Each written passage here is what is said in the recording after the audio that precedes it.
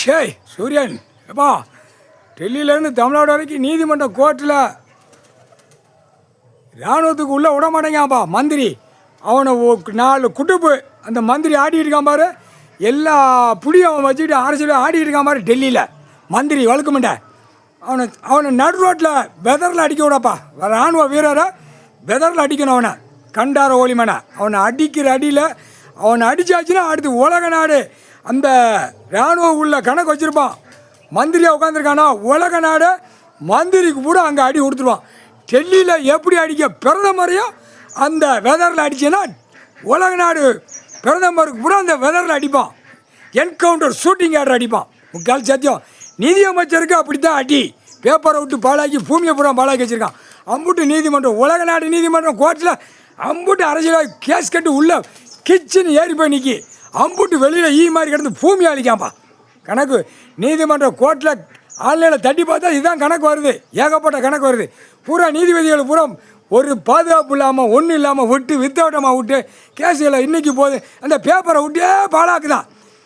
டெல்லியில் பிரதமருக்கு encounter shooting order அடிச்சாச்சுன்னா உலக நாடே முடிஞ்சு போவோம்.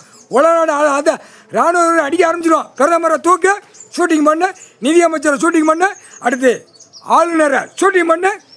ஆளுநர் ஒரு குதிமை இருக்கக்கூட. தமிழ்நாட்டில் இருக்க மட குதிமை கொடுக்கலையாவா? டெல்லியில் கொடுக்கலையாடா? இல்லை தமிழ்நாடு ஆளுநர் நடு புழுக்களை தூக்கி விலக்கி வச்சு அடிப்பான். பார்த்துக்கோ செதறி போவோம் ஆளுநர். அது மாதிரி உலக நாடு ஆளுநரை பூரா அடிச்சுடுவான். முடிஞ்சு வச்சு கணக்கு.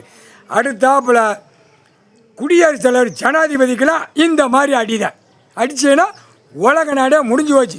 கொடியை தூக்கி உலக நாடு பாழாக்கி வச்சுருக்கான்.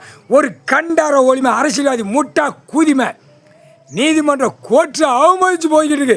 அதுவும் கோர்ட்டில் அவங்களுக்கு சரிச்சு பூரா பேதாலப்பா ஆணும் பெண்ணும். இது இராணுவம் வந்தால் தான் இது எடுக்க முடியும். இல்லைன்னா நம்ம கொடுத்தோம்னா நம்ம குடும்பத்தை கொல்லுவான். இவன் அரசியல் மோசமாக இந்த ஜென்மத்தில் மட்டமாக இருக்கான். அந்த கண்டார ஒளிமைன்னு கோர்ட்டில் அவங்களே வயதாங்கப்பா. ஒரு தக்க பார்த்து நீதிமன்றம் என்னன்னு தெரியாத அளவுக்கு விளையாட விட்டான். விளையாண்டு ஆடுதான் இந்த அரசியல் முட்டா குயிமை தாயொலிமை ஆட்டத்தில் இருக்கான்ப்பா. ஆட்டத்தில் இருக்கான். 100 கேஸ் 50 கேஸ் இருக்கிறவன் நடு ரோட்டில் அரசியல் போதிக்கு என்கவுண்டர் ஷூட்டிங்கில் போடப்பான். உள்ள கேஸ்கட்டில் உள்ள ஆன்லைனில் பார்த்தா ரொம்ப மோசம்.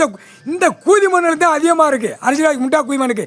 வார்டுலேருந்து இருக்கிற முட்டா குயிமை எம்எல்ஏ எம்பி மந்திரி முதலமைச்சர் ஏகப்பட்டு வச்சுருக்கான். தமிழ்நாட்டில் 2 தரப்பில் ஏகப்பட்டு வச்சுருக்கான். நிலுவையில் நிற்கி கண்டாரமே காலை படுத்துக்கிட்டு ஓட்டுக்கு முத்திரை கேட்கான். அப்போ இவன் என்ன செய்யணும்? இராணுவம் உள்ளே வந்தவொடனே அந்த வேலை அந்த டைமில் கணக்கை போட்டவொடனே ஆட்டோமேட்டிக்காக எப்படி போடணும், எப்படி அடிக்கணும், எப்படி செய்யுங்கிற விட்டு அப்போ உலக நாடு அடிக்க ஆரம்பிச்சிடுவான். இங்கே தமிழ்நாட்டில் அடிக்க உலக நாடே அடிக்க ஆரம்பிச்சிடுவான். அதான் கணக்கு. முக்கால் சத்தியம். புரிஞ்சுக்காப்பா.